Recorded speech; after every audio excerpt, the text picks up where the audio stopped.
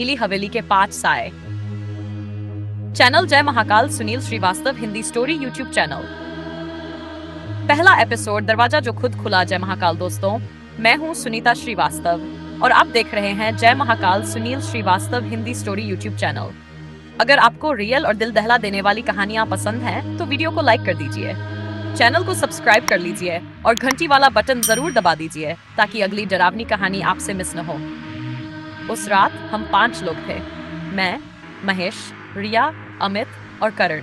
जैसा आप तस्वीर में देख रहे हैं, हम सब उस पुरानी नीली हवेली के सामने खड़े थे।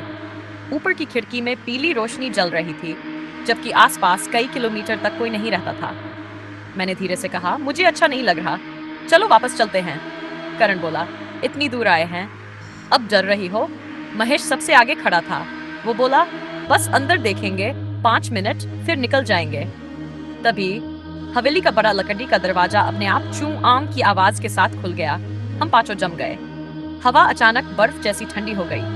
ऊपर की खिड़की में कोई साया हिला, साफ दिखाई दिया, जैसे कोई हमें देख रहा हो। रिया ने मेरा हाथ कसकर पकड़ लिया। सुनीता, किसी ने हमें बुलाया है। अंदर से कदमों की आवाज आई, धीरे धीरे सीढ़ियों से उतरते हुए।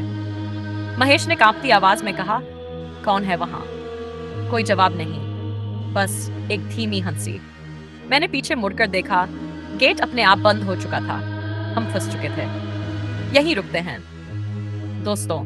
अंदर कदम रखने से पहले मैं आपसे एक बात कहूं, मैं बचपन से इतनी डरपोक नहीं थी। गांव में पली बड़ी हूं, रात की अंधेरी गलियां भी देखी हैं, लेकिन उस रात जो महसूस हुआ वो अलग था। दिल जैसे पहले ही सच जान चुका था। अब कहानी पर आते हैं। हम पांचों ने हिम्मत करके हवेली के अंदर कदम रखा। दरवाजा हमारे पीछे अपने आप बंद हो गया। अंदर बहुत बदबू थी, दीवारों पर जाले, फर्श पर धूल। लेकिन अजीब बात यह थी कि सीढ़ियों पर ताजे पैरों के निशान थे। अमित चुपकर बोला, ये देखो, कोई अभी अभी ऊपर गया है। रिया घबरा गई, मत जाओ ऊपर। महेश फिर भी आगे बढ़ा, सच पता करना है तो डरना नहीं पड़ेगा। मैंने धीरे से कहा, महेश, कभी कभी हर सच जानना जरूरी नहीं होता। तभी ऊपर से किसी चीज के गिरने की तेज आवाज आई। करण चिल्लाया, किसी ने दरवाजा बंद किया है ऊपर।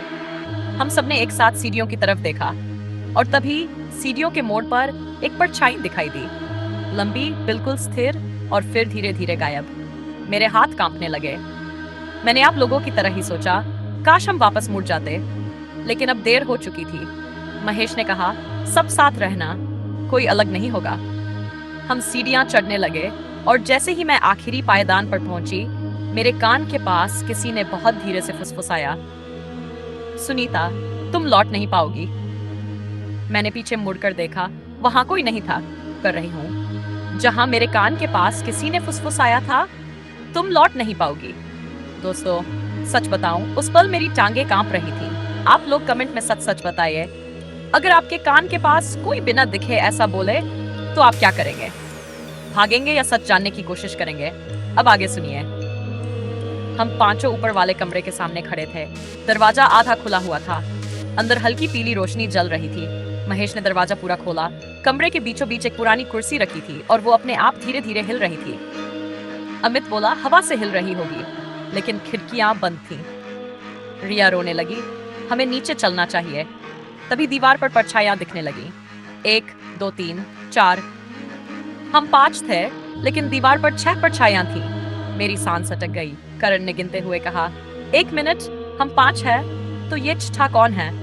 दोस्तों, उस पल मुझे लगा हम अकेले नहीं हैं। और मैं आपसे एक बात और कहना चाहती हूँ, अगर कहानी यहाँ तक आपको डरा रही है तो वीडियो को लाइक कर दीजिए और सब्सक्राइब जरूर कीजिए, क्योंकि अभी असली डर बाकी है। तभी अचानक मेरे पीछे कौन खड़ा है? हम सबने उसकी तरफ देखा। उसके पीछे कोई नहीं था, लेकिन दीवार पर उसकी परछाई के पीछे एक और परछाई साफ दिखाई दे रही थी। कमरे की लाइट जोर से झपकी और अगले ही पल अमित गायब था। सिर्फ उसकी आवाज गूंजी, सुनीता, बचाओ। अब हम 4 बचे थे। रिया कांपते हुए बोली, ये हवेली हमें एक एक करके ले रही है। मैंने महेश का हाथ पकड़ा, अब भी नहीं चलेंगे क्या? तभी दरवाजा अपने आप बंद हो गया और अंदर से किसी की धीमी हंसी गूंजी, अब कोई वापस नहीं जाएगा। यहीं रुकते हैं, बहुत डरावना। हम 4 बचे थे, मैं, महेश, रिया और करण।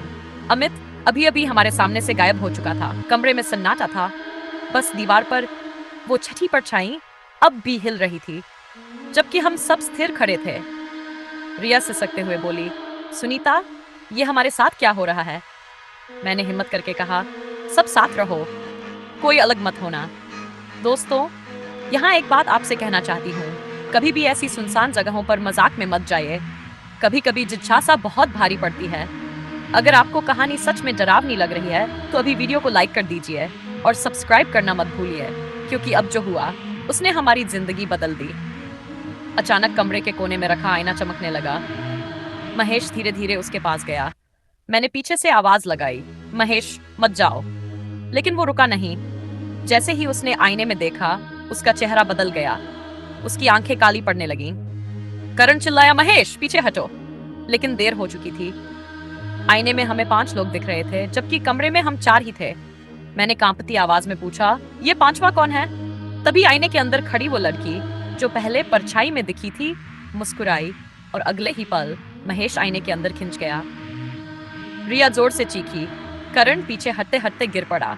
अब हम 3 थे। तभी हवेली के सारे दरवाजे एक साथ बंद हो गए। नीचे से किसी के दौड़ने की आवाज आई, जैसे कोई सीढ़ियां चढ़ रहा हो।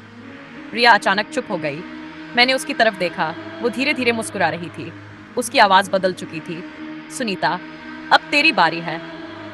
मैं पीछे हट गई। करण ने उसका हाथ पकड़ा। रिया, होश में आओ। लेकिन रिया ने उसे इतनी जोर से धक्का दिया कि वो सीढ़ियों से नीचे गिर गया। नीचे से उसकी दर्द भरी चीख आई और फिर सन्नाटा। अब सिर्फ मैं और रिया। तभी ऊपर की खिड़की में रोशनी जल उठी और मुझे दिखा महेश, अमित और करण तीनों वहां खड़े थे। उनकी आंखें पूरी काली। रिया मेरी तरफ बढ़ने लगी।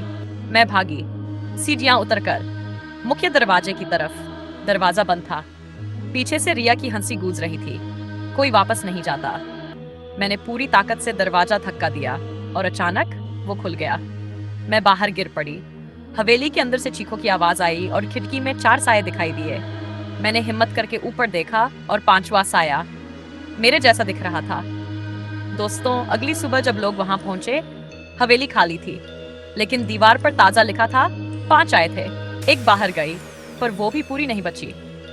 आज भी जब मैं आईने में देखती हूँ, कभी कभी मेरे पीछे वो नीली हवेली दिखाई देती है और किसी की धीमी आवाज कान में आती है, हम अभी भी 5 हैं।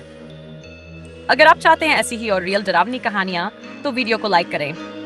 Jai Mahakal Sunil Shrivastava Hindi story YouTube channel को सब्सक्राइब करें और घंटी वाला बटन दबाएं। मैं हूं सुनीता श्रीवास्तव, और याद रखिए, कुछ दरवाजे खोलने के लिए नहीं होते। समाप्त।